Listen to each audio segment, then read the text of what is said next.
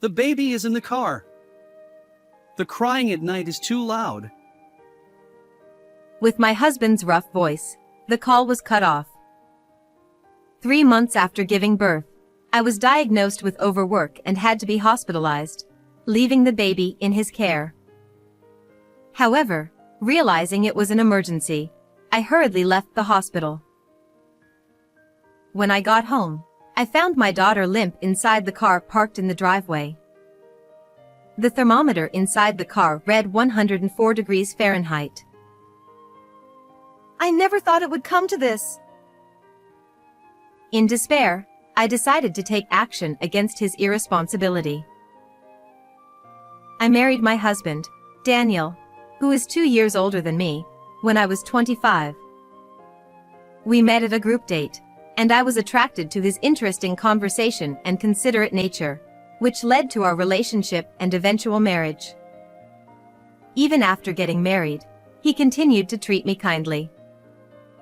I loved Daniel and worked hard on cooking and cleaning to make him happy, and he reciprocated, making me very happy.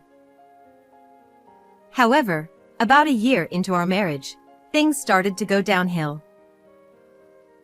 What? Dinner isn't ready again? I'm sorry. I bought some ready-made food, so could you please forgive me? I'm feeling particularly unwell today. So, you just slept all day. Even though you're off work, I'm shocked. Seeing me lying down, Daniel sighed heavily.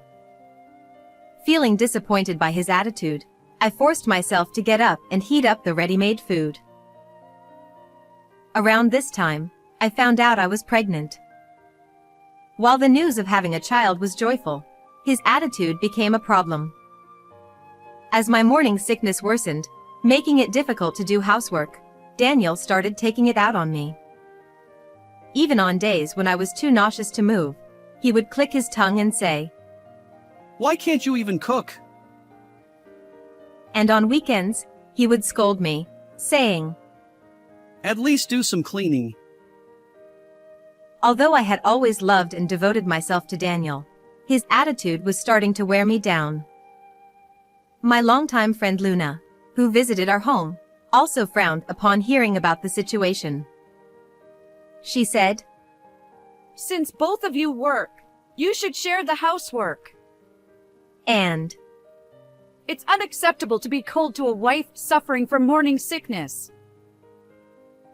overall, she believed Daniel was at fault.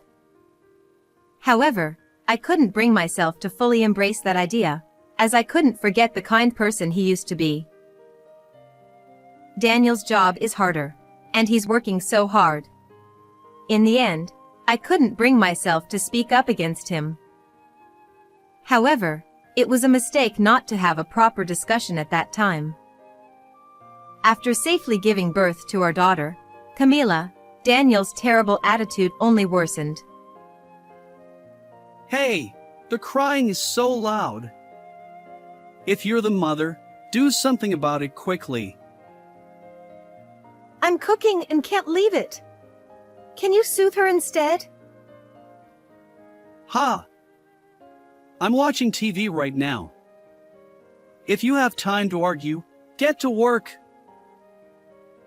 That day, too, Daniel didn't respond to my request and went back to the room, grumbling. I had no choice but to stop cooking and soothe Camila, but my heart was filled with frustration. Although Daniel adored Camila, he didn't seem to want to take care of her and didn't participate in childcare at all. Moreover, when he came home, he would just laze around and didn't help with housework either. You're completely different from before we got married. I didn't think you were this incompetent. Maybe he lost his affection for me because I couldn't keep up with the housework. Daniel started to shower me with cold words every time we met and gradually stopped coming home. As a result, even though it was right after giving birth, I spent my days overwhelmed with housework and childcare. Maybe Daniel didn't love me but just wanted someone to serve him. Such thoughts filled my mind, and I gradually became more and more depressed. And as I continued to live a life full of stress, I finally reached my limit. I feel dizzy. The strain had taken its toll. One day, 3 months after Camila was born, I collapsed at a supermarket. After being taken to the hospital by ambulance and calming down a bit, the diagnosis was overwork and stress. According to the doctor, since it was right after giving birth, it would be better to be hospitalized for a while to monitor my condition. However, a concern immediately came to my mind. But what should I do about Camila while I'm hospitalized? Looking at Camila sleeping in my arms, I bit my lip. I was told I couldn't bring the baby into the hospital, and my parents lived far away, so I couldn't rely on them. I also felt hesitant to ask my best friend, Luna, for help. However, in the evening, Daniel, who was called to the hospital by the doctor, smiled brightly. Oh, come on, just leave it to me. I always take care of Camila, so you can relax. To my astonishment, he lifted Camila from my arms with a big smile. Watching Daniel put on a good face in front of the doctor, I couldn't help but feel uneasy. After all, I had never seen Daniel participate in childcare before. However, the doctor, unaware of the situation, nodded in satisfaction and quickly sent him and Camila home. Is Daniel really taking proper care of her? Back in my hospital room, I was filled with anxiety instead of resting. In the 3 months since giving birth, I had realized how challenging it was to take care of a baby. I couldn't believe that Daniel, who had been lazy all this time, could handle such a big task.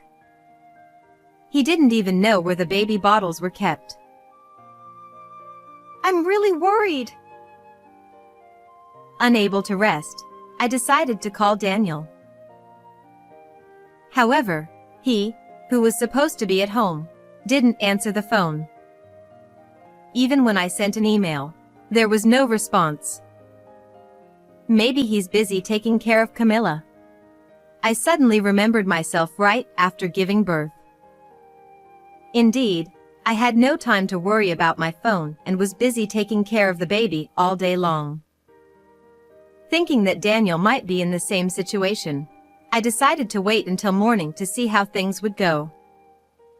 But I ended up regretting this decision.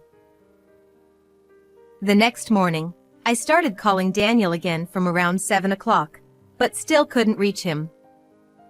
As I spent the time anxiously, he finally answered around 10 o'clock. Daniel said, Stop calling me so many times. I'm busy here. The reliable face he showed in front of the doctor the previous day was nowhere to be seen. Daniel, who shouted irritably, made me grip my phone tightly. I'm worried about Camila. Is there anything wrong? Daniel replied, She's in the car. I put her there because her night crying was too noisy. What? Daniel continued. That's enough, right? Don't contact me anymore. And then he quickly hung up the phone. I felt the blood drain from my face as I held my phone. The temperature had been rising rapidly since early morning, and even though it was still morning, it was already extremely hot. If what Daniel said was true, Camila was left in the car in such heat. This is terrible. Unable to stay still, I found myself leaving the hospital and heading home. I knew I shouldn't, but I thought it would be too late if something happened to dear Camila. And my decision was not wrong. No way. Camila. When I arrived home and looked inside the car, there was Camila lying limp on the back seat. The car's thermometer read 104 degrees Fahrenheit, and it was hard to believe she was okay. After hurriedly calling an ambulance, I tried to get the car keys. However, no matter where I looked in the house, he was nowhere to be found. Unbelievably, Daniel had gone out somewhere, leaving Camilla behind. I can't believe this is happening. I clenched my fists and burst into tears. If I had insisted on being hospitalized with Camilla at that time, she wouldn't have been in danger. I thought that Daniel would somehow think about Camilla. I never imagined he would consider her so unimportant as to abandon her care. Coupled with the dissatisfaction I had been feeling, I finally exploded with anger towards Daniel at this moment. I will never forgive him for putting Camilla in danger. In the end, he didn't care about the family at all. And at that moment, to prove this fact, I received an email. What? This is... And seeing the content, I vowed to take revenge on Daniel. The next day, as I was sitting on the bed, trying to calm myself, the door to the hospital room opened early in the morning. Hey! Is it true? Looking up, I saw Daniel standing there with a frantic expression on his face. I quietly watched him, still seated. Oh, you came so early? Of course I did. I woke up to find Camilla gone, and then I got that email. The truth is, the night before, I had sent him an email after returning to the hospital.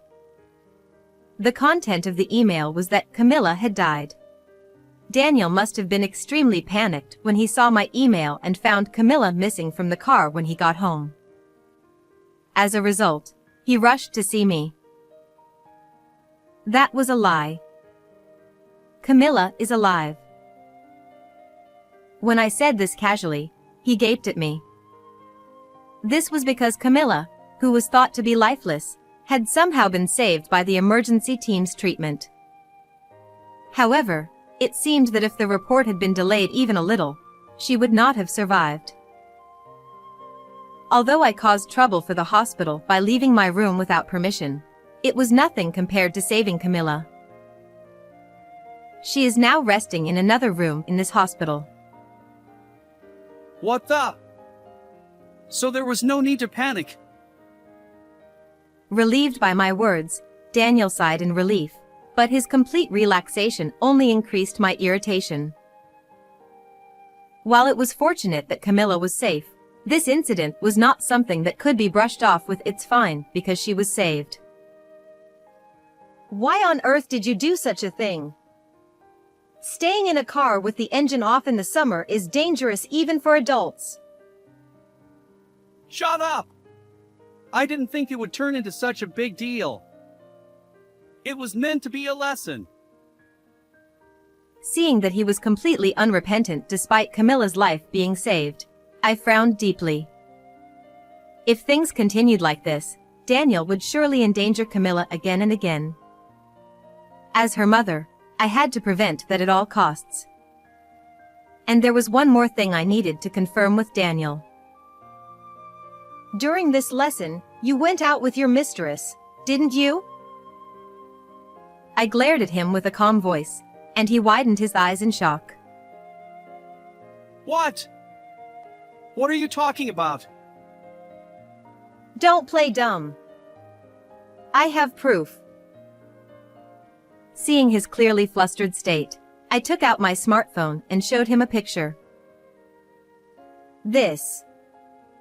It's you, isn't it? It was a photo of Daniel entering a hotel with a woman. Actually, after discovering Camilla slumped in the car, I received an email from my friend Luna. She said she had accidentally spotted my Daniel walking with an unknown woman in the town at night. Knowing the situation between my husband and me, Luna was convinced it was an affair and followed them, taking decisive photos. She hesitated all night about whether to send them to me, but in the morning, she finally decided to send the email. This photo was apparently taken last night. It matches the time when Camilla was in the car, right?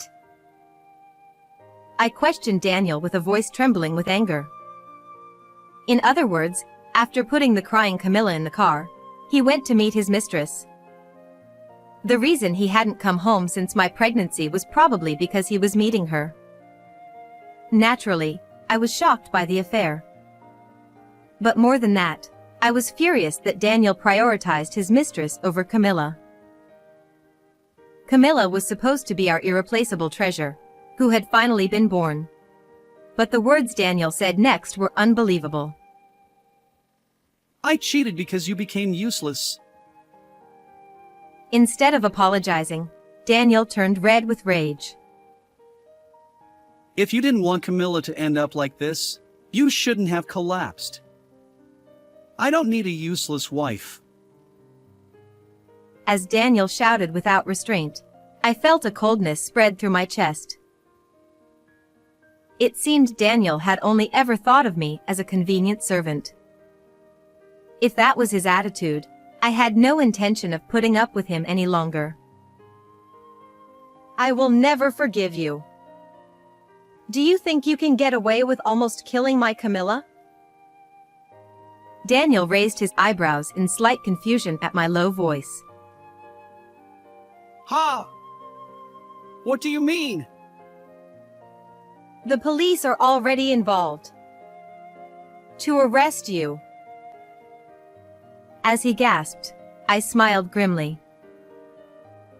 When I called the emergency services, the police had also arrived at the scene.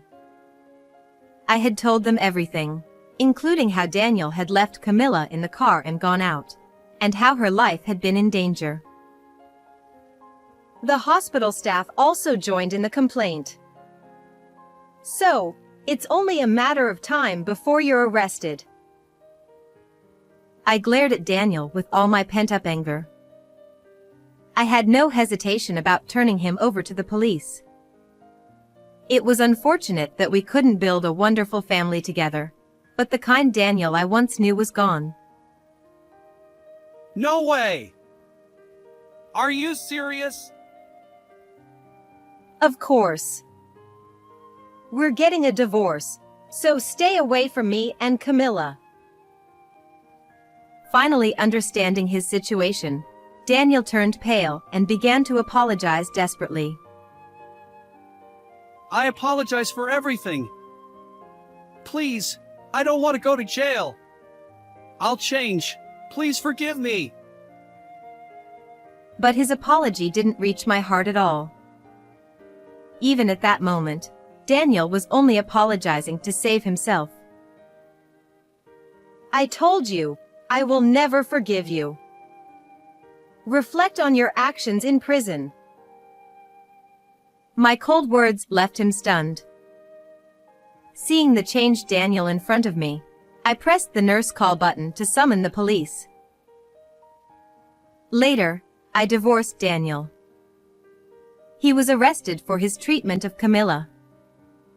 Considering the affair and the fact that I collapsed from stress and overwork, Daniel was ordered to pay $40,000 in alimony, more than usual.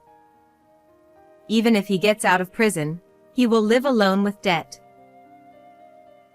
Meanwhile, after being discharged from the hospital, I returned to my parents' home with Camilla and focused on raising her for a while. Surrounded by my adorable Camilla and kind parents, I am now living a healthy life both physically and mentally. In this warm environment, I plan to think about the happiness of myself and Camilla from now on. How did you like this story? Please subscribe to the channel. See you in the next video.